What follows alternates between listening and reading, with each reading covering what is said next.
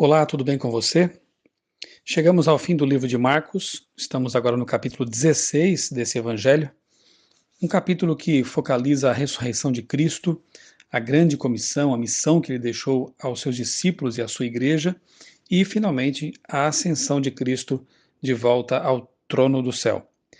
O relato diz que passado o sábado, Maria Madalena, Maria mãe de Tiago e Salomé compraram aromas para embalsamar o corpo de Cristo.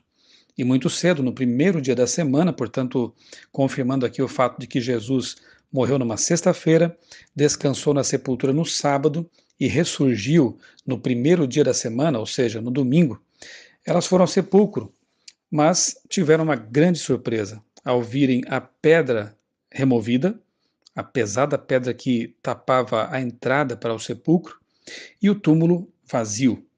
Lá dentro elas avistaram um anjo que lhes disse: ele ressuscitou, não está mais aqui. A grande notícia, a notícia que realmente fez com que o cristianismo, depois que foi compreendida, esse grande fato foi compreendido, fez com que o cristianismo se diferenciasse de todas as demais religiões do mundo. Por quê? Porque os líderes das demais religiões estão mortos. Seus restos mortais ainda existem, em alguns casos, mas a tumba de Cristo, o líder do cristianismo, está vazia e permanece vazia até hoje.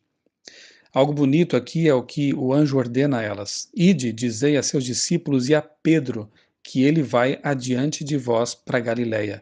A menção específica ao nome de Pedro aqui é muito bonita porque era justamente esse discípulo que mais precisava de conforto.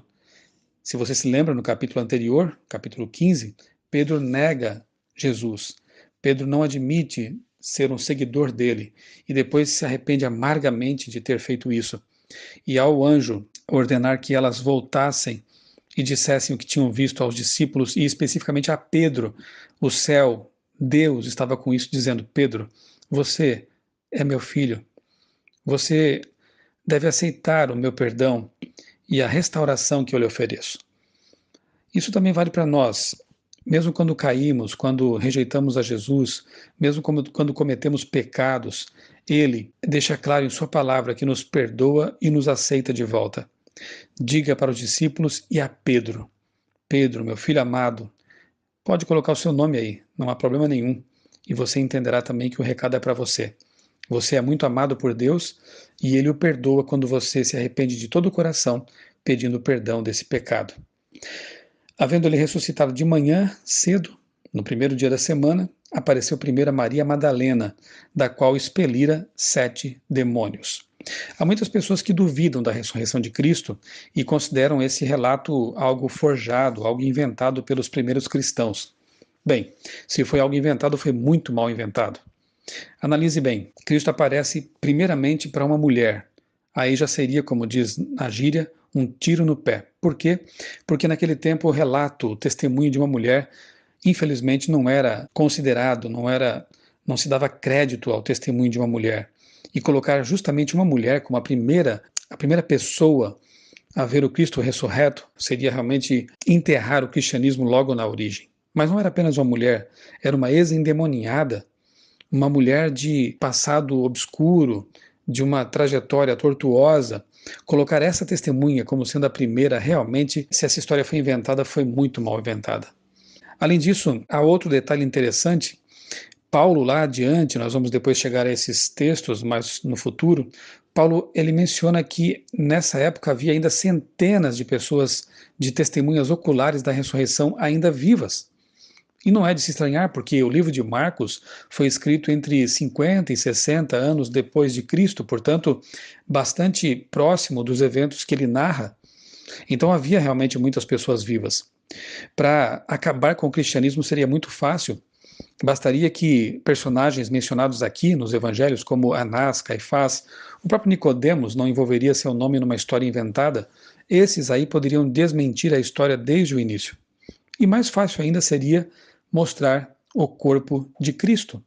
Mas ninguém pôde fazer isso. Na verdade, tiveram que inventar uma história muito mal contada de que um bando de judeus maltrapilhos conseguiram vencer uma tropa armada romana, mover a pedra do sepulcro, quebrar o lacre que havia sido colocado nela e roubar o corpo. Realmente, se há uma história que foi forjada e mal contada, foi essa, e não a da ressurreição de Cristo. Tudo no relato leva a crer que ele de fato ressuscitou, a história não foi maquiada, não foi forjada, é real, e por isso nós podemos ter plena certeza de que Deus é capaz de cumprir todas as suas promessas, de que Jesus poderá e de fato nos dará vida eterna quando ele vier nas nuvens dos céus por ocasião de sua segunda vinda.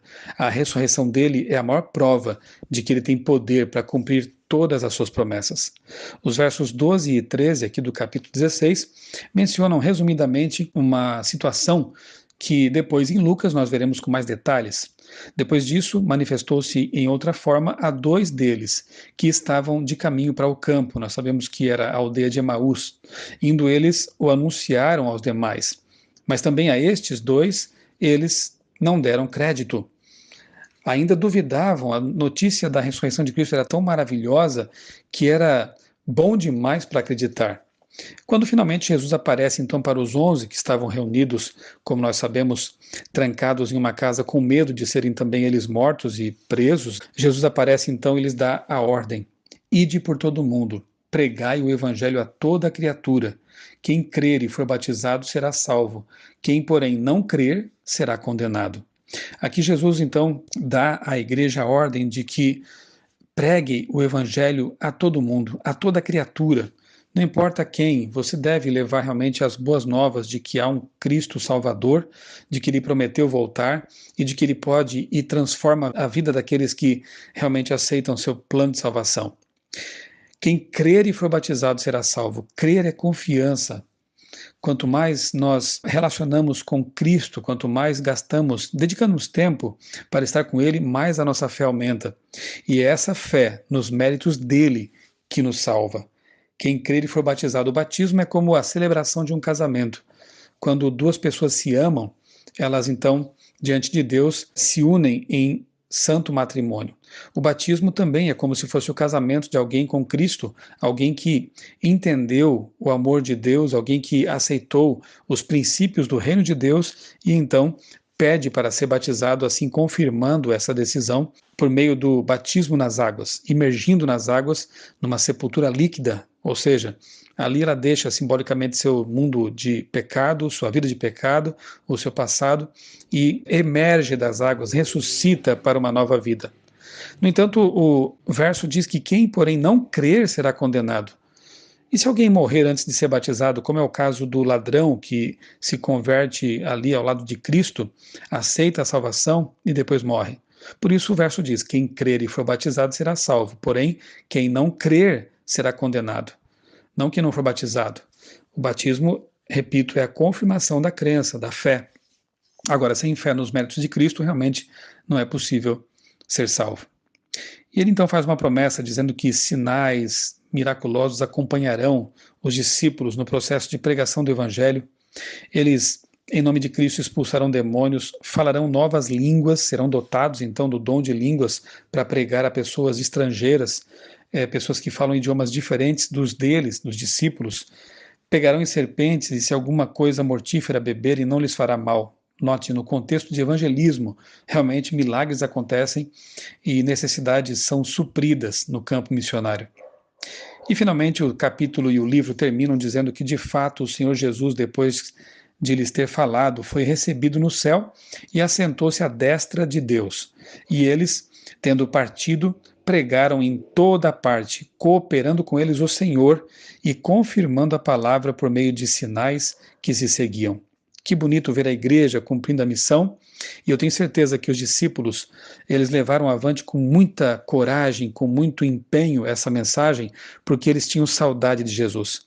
O que eles mais queriam era em breve reencontrar seu mestre, o amado Jesus Cristo. E essa deve ser também a nossa motivação para pregarmos o evangelho, para evangelizarmos e assim termos a ajuda de Cristo, como diz aqui o relato.